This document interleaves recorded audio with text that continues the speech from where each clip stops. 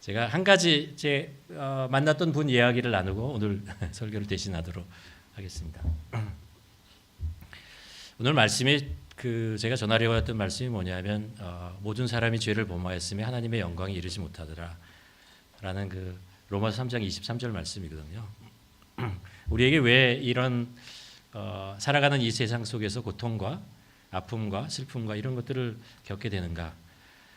왜 우리는 이런 것들을 겪으며 하나님은 선하신 하나님께서, 공의로우신 하나님께서 왜 우리를 이런 상황 속에서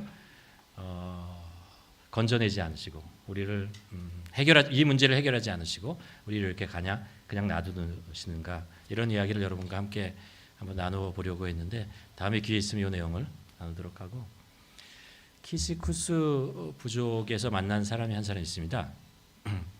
저희가 참 감사했던 게 뭐냐면 저희가 이렇게 BBS를 하잖아요. 그럼 점심 때 그 사역 현장으로 나가요.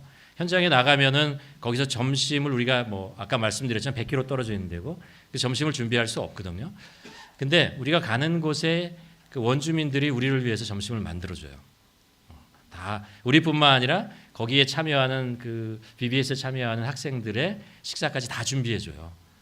코티에도 그렇고 키시쿠스 그래 키이브 부족에도 이렇게 하고 이렇게 자신의 자녀들을 우리들이 와서 도와준다라는 것들을 이제 알고 고마운 마음으로 그걸 해주거든요.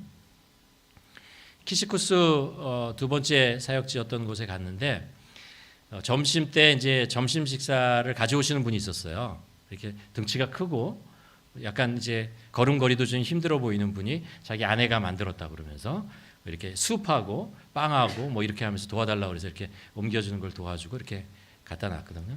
그리고 이제 식사를 하면서 그분하고 이제 이야기를 나눌 수가 있었어요. 한 30분 동안 이제 이야기를 나누는데 그분이 자기 이야기를 하더라고요. 그래서 이런 얘기를 해요. 내가 30살 때까지 성공한 드러그 딜러였다. 라는 이야기를 해요. 마약을 이제 파는 그런 것으로 돈을 많이 벌어서 한 30살 되었는데 그때 어떤 여자를 만나게 됐다 그래요. 여자를 만나게 되면서 내가 지금 잘못되고 있다라는 것을 하고 이제 손을 띄는 거죠. 그래서 이제 결혼을 하고 살아가는데 조금 있다가 1년도 안 돼서 아내가 죽었어요. 병으로 죽고 어머니가 돌아가시고 또 그 형제 중에 한 명이 이렇게 한두 달 사이에 다 이렇게 3명이 죽는 거예요. 너무 충격을 받아가지고 그때부터 다시 방황하게 되었다고 합니다. 그 전에는 드러그 딜러였는데 그 다음부터 10년 정도는 자신이 마약에 중독된 자로 그렇게 한 10년 정도의 생활을 했다고 해요. 그리고 나서 이제 한 40 정도 나이가 되었을 때 다른 여자를 만났어요. 근데 신실한 크리스찬이었어요.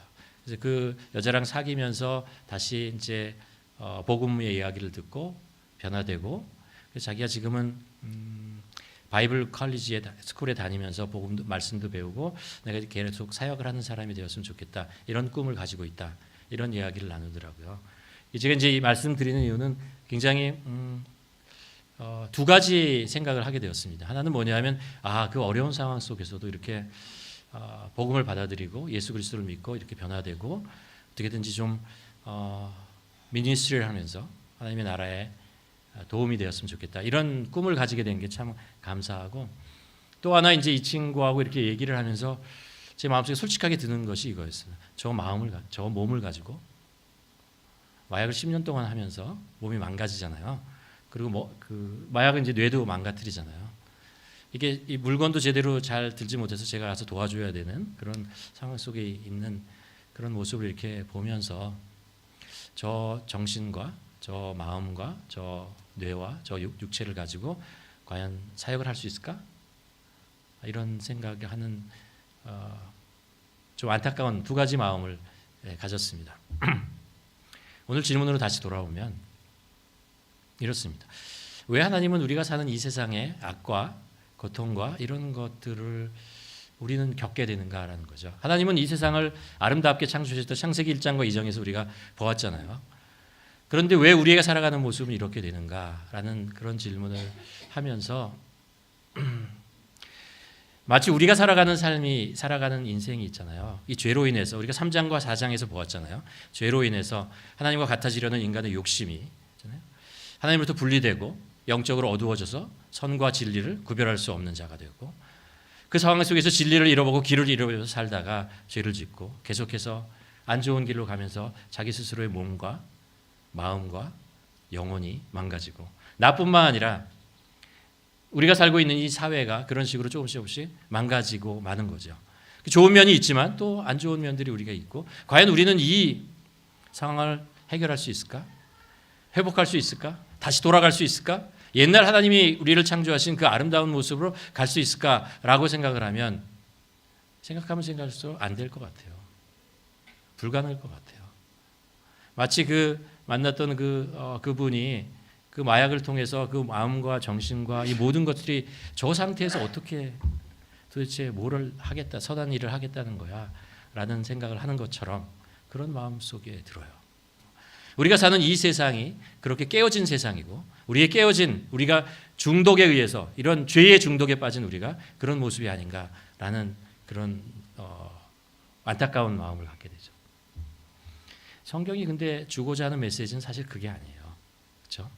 우리의 상황이 그렇다는 것을, 우리가 죄를 범하였으며 하나님의 영광에 이르지 못하는 존재라는 것들을 성경은 우리에게 가르쳐 주면서, 성경이 우리에게 말씀하고 싶은 것은 거죠. 그러나 우리가 하나님께 나아갈 수 없기 때문에 하나님께서 우리에게 오셨다라고 말씀하시는 거죠. 우리가 우리의 문제를 해결할 수 없는 상황에 있기 때문에 하나님께서 우리에게 오셨다라는 것입니다. 예수 그리스도께서 인간의 몸을 입고 이 땅에 오셔서 우리를 회복시켜 주신다는 거죠. 그렇게 생각해요. 이 분이 43살인데 어떻게 할지 모르겠어요. 그러나 그의 마음속에 성령이 들어가시고, 또 말씀이 그를 회복시켜 주실 것이고, 하나님께서 그가 합당하게 감당할 일을 주시고 그걸 하시리라고 믿어요. 그분을 보면 못할 것 같지만 그분을 사랑하시는 하나님께서 그에게 임하심으로 그 일을 하실 것이다 라는 거죠. 우리가 살고 있는 이 세상도 그렇습니다. 우리의 눈으로 보면 이 어두운 세상이 언제 밝아질 거라고 생각하지만, 언제 이 문제가 해결될 것이냐라고 생각하지만, 맞아요, 안 되죠. 맞아요. 그러나 하나님께서 하시겠다고 하니까, 하나님께서 찾아오시고 예수 그리스도를 통해서 우리 안에 고통과 아픔 속에 참여하시고 그걸 치유하시고, 고통을 직접 경험하시고, 또 십자가에서 죽으시고, 그리고 그 문제를 하나하나 해결해 나가시는 것을 보기에 우리가 소망이 있는 것이라고 믿습니다. 원주민 마을에도 그런 소망이 일어날 것으로 믿고, 또 우리가 살아가는 이 세상에도 그런 소망이 우리에게 있을 것이라고 믿습니다. 그리고 우리 자녀들에게도, 또 우리가 살아가는 삶 속에서 하나님의 그 회복하심이 우리 안에 임할 것을 믿고 소망을 가지고 우리가 주님을 의지하며 나아가기를 주님의 이름으로 축원합니다. 기도하시겠습니다. 이 시간에 우리 함께 기도했으면 좋겠습니다. 우리의 소망이 어디에 있는지 우리 한번 생각해 보았으면 좋겠습니다. 우리의 소망이 세상에 있습니까? 우리의 소망이 세상에 그 사람에게 있습니까? 그 체제에 있습니까? 그 물질에 있습니까? 그 모든 것은 우리를 더 하나님으로부터 멀리 만들어가고 우리를 더 어둠 속으로 이끌어가는 그런 일들밖에 하지 못할, 그럴 수가 많다는 것을 압니다. 그러나 하나님께서 우리에게 오셨습니다. 여기는 한 사람 한 사람에게 오셨습니다. 그리고 우리 안에서 역사하십니다. 이 시간에 기도하며, 주님, 우리가 우리에게 오신 주님에게 소망의 근거를 가지고 살아갈 수 있도록 도와 주시옵소서. 하나님께서 우리를 회복시켜 주실 것을 믿습니다.